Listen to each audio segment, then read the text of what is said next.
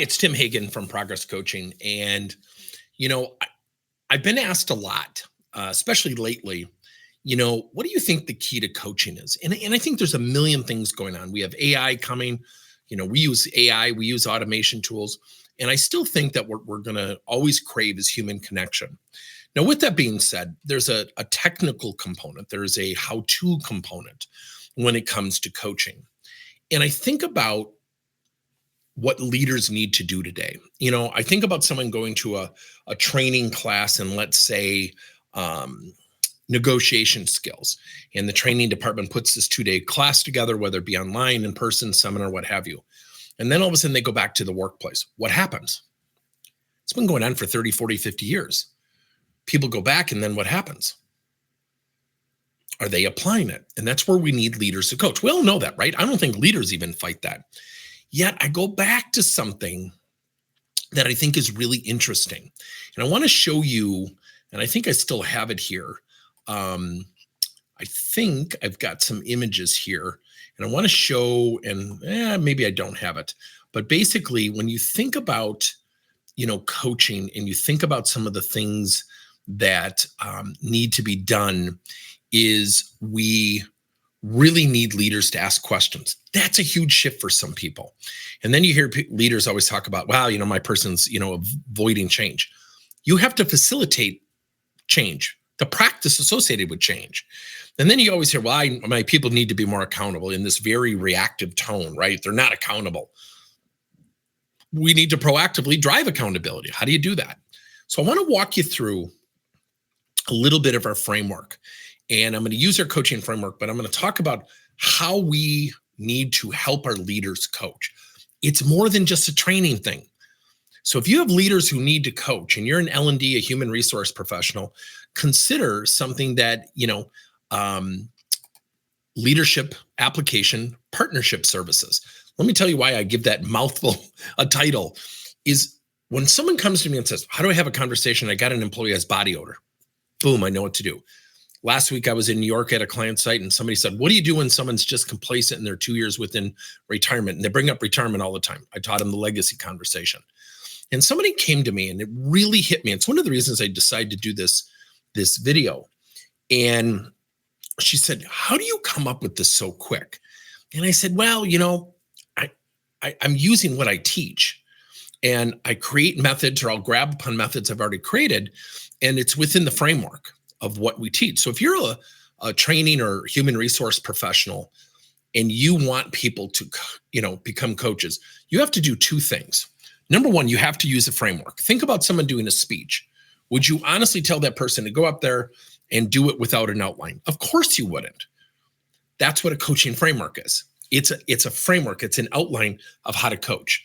Number two, you have to train. And then I would even say number three, probably should have said three. You have to, number three, provide application support services. That is, how do I ask a question here to this situation? What's an activity I could use for here? How do I drive change when someone is resistant and they started last week and they want to get promoted? We need to position our leaders to become our learning and development and training partners. You cannot do that unless you have application partnership services. Yeah, and it does involve practice. So what I want to do is walk you through and just teach you a little bit about why they need help.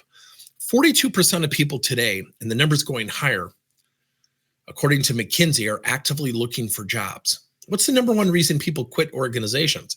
It's usually their boss. Not because they're bad people. They just may not know how to coach. So there's a good business reason as well.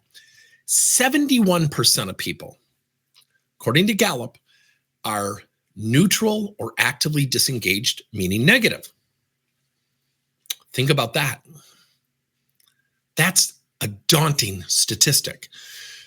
So it begs the question, how do we reverse those numbers? The numbers are already against the leaders before he or she even leads their teams. 8-1. Gallup reports people will engage 8 times more when we lead with the strengths of our people. Think about that. That is a lot, plus the leaders have their regular job. So let me start with questions. Tasha York, and again, people have heard me say this a million times. I love her book, Insight. It's a New York Times bestseller. She's a PhD industrial psychologist. Now, think about this. This is where your leaders need help. 85% of people lack self-awareness. When she did her study, she did a survey, 95% said, yep, I'm highly self-aware. Then when she tested them, only 10% were. That means for every leader who's got 10 employees, 8.5 significantly lack self-awareness. That's not fun. That's not easy for leaders. They need help. They need leadership application partnership. Okay. Now, let's go back to my earlier example about negotiation skills. Someone just took a class in negotiation skills. The questions could be, what did you learn? What are you going to successfully apply as a result of that learning? What are 2 things you could do to help our other team members practice and facilitate what you learned? Questions drive self-awareness. They also drive ownership. Now, the other thing that you could do is you could also have, and I forgot to put it in here, I apologize, is activities. Pair people up in practice. See, leaders don't think that way. I just presented to a sales team and the sales leader goes, we're really struggling with the following type of stall objections. I said, well, how often are they practicing? Well, I don't have time. I'm like, okay, well, you've just committed to complacency. Things don't get better because you don't have time, as crass as that sounds. So an activity is the next thing. When we're coaching, our leaders have to have activities to drive skill and positive change. So in negotiation, you could pair people up in groups of 2, have them practice together, and don't let them give feedback to each other because they will typically not give great feedback, but just have them practice and create a rotating schedule where they practice for the next 12 weeks, once a week. You will dramatically have better people who can negotiate using our hypothetical example. Now, the learning project drives something called accountability. So when a leader is coaching someone and they just came back from this class on negotiation skills, that person could say, every week, Joanne, I want you to come in with 2 examples where you successfully negotiated as a result of the training, meaning they're going to apply it. And then one where maybe you had a hiccup or it didn't go as well as you thought. That gives visibility to the owner to coach. So what I just demonstrated is something called a learning project that drives the whole conversation. Leaders don't think that way. Leaders need help. So how do they also coach when they don't have time? It's number one objection we get. If you're in L&D training or even human resources, you get the same objection. I don't have time. We have a lot of initiatives. Think about that. Think about a head coach of a football team who says, no practice the next 6 months. We'll just show up for games. Would you think they would be successful? Of course you wouldn't. So the fact of the matter is, we got to just look in the mirror and realize we as leaders, we're either coaching or we're not. If you're not, you're coaching people to leave, because the 42% number is in my favor when I make that statement. So when time is scarce, you use something called supplemental coaching. This is something we teach and we work with leaders on, is to use prescriptive coaching measures. Let's go back to negotiation skills. Remember that peer-to-peer? That's supplemental coaching. That person coming back, have them teach the next 4 weeks just an element of what they've learned. And then maybe give everybody a book on negotiation skills, maybe by a really good author, and have everybody email the rest of the team 2 things they took away from each chapter that's maybe assigned on a weekly, bi-weekly basis. The leader doesn't take any of their own time. Leaders love this, but they need help putting it together. So what if leaders had partner? And this is a little bit of a sales pitch. This is our introduction to Cadence coaching. This is truly leadership application partnership services, where we sit down with leaders and we really look at what they're going through. We really look at what they're going through. Because when you have a team, there's so many dynamics. And I'm not a personality person, meaning, well, how do you coach to personality? If someone's an extrovert, they're going to say an extrovert. Okay. Now you can coach to behaviors. I'm certified in DISC and I like DISC. You can coach to emotional intelligence. I'm certified in emotional intelligence, and a million other things that you can coach to. So Cadence coaching is where we work with the leader and his or her individual contributors' employees. So we actually become a partner to the leader. So if a leader comes to us and says, we need to work better cross departmentally, and we need to have better conversations, candid conversations where conflict may occur, the leader might say that. Now we might meet with the individuals, and some of the individuals might say, two of them might say, you know what? I want to become a leader someday. I want to create a career path. Remember the 42% number? And then you might have three people who say, I don't know where I want to take my career. It's a job. Then what we have to do is help them uncover their motivation, which we're skilled in.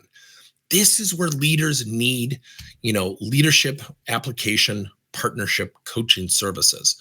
So again, if you're intrigued by this, let us know, because there are so many things that, and I'm trying to find this very quickly for you. Here's a QR code that if you want to get some information, let me take down the text here. And let me just see here. Hopefully, there we go. So again, there, we'll take it away. So, fill out this QR code and we'll get you some information as soon as we can. But I think that's probably the biggest thing that we have to realize more than anything is, leaders today have a lot on their plate.